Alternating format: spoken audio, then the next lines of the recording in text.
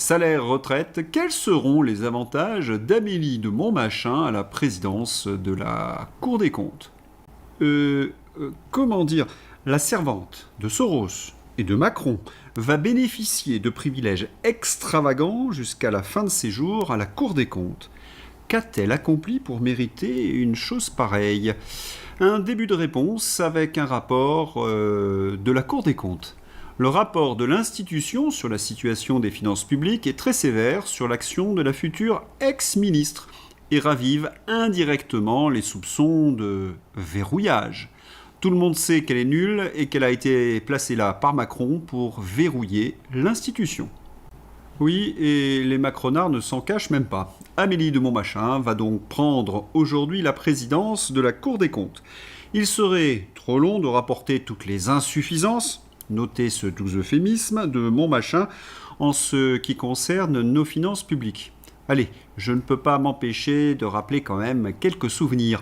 Mesdames et messieurs, sous vos applaudissements, Amélie de Montmachin est officiellement nommée à la tête de la Cour des comptes par le président de la République. Amélie, c'est la surdiplômée qui a égaré près de 10 milliards de recettes de TVA en 2 ans. Fin de la blague. Elle a également menti devant la représentation nationale au sujet de ces 13 000 millionnaires qui ne payaient pas d'impôts. Elle affirmait le contraire. Mais j'ai presque envie de dire ce sont des broutilles, parce qu'il y a des choses bien plus graves. Oui, elle a participé, avec Bruno Le Maire, Gabriel Attal et Emmanuel Macron, au maquillage des comptes publics de la France. Oh, ce n'est pas moi qui accuse, mais Olivier Marleix, le député LR Olivier Marleix, qui était à la tête d'une commission d'enquête. Souvenir, oui, il y a eu un maquillage des comptes du pays, et cela est d'une extrême gravité. Et les raisons?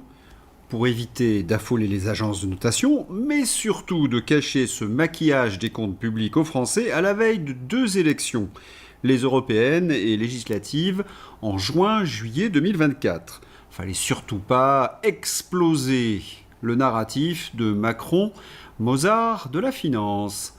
En Macronie, ceux qui sont les plus corrompus, les moins aptes donc à exercer une fonction prestigieuse, sont nommés aux plus hautes fonctions de la République par Macron. Conseil constitutionnel, Richard Ferrand. Il a financé l'appartement de sa maîtresse avec l'argent de l'État. Cour des comptes, Montmachin a participé à truquer les comptes de la nation, budget non conforme. Ministre de la Justice, Darmanin, oui, Darmanin qui a été accusé d'agression sexuelle par de nombreuses femmes. Menteur pathologique, comme tous les autres d'ailleurs. Perchoir Braun-Pivet qui a enterré l'affaire Benalla.